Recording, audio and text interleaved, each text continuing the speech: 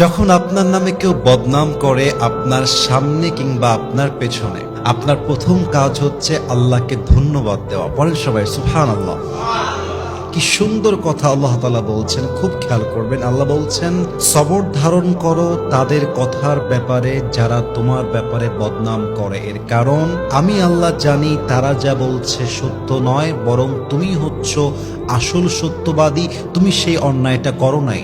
এবং মাথায় রাখবা, যখন তোমার নামে কেউ বদনাম করে তোমার লাভ হচ্ছে দুইটা। এক, তোমার সমস্ত গুনাহ তাদের আমলনামায় চলে যাবে এবং তাদের সমস্ত সওয়াব তোমার আমলনামায় চলে আসবে। সুবহানাল্লাহ।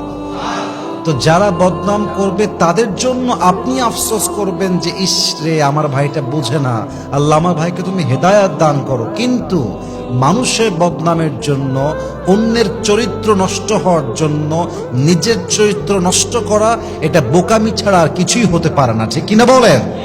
অতএব আজ থেকে বদনাম করলে নারাজ হবেন না, মন ছোট করবেন না, ভরসা রাখবেন এক সত্তার উপরে, তিনি কে?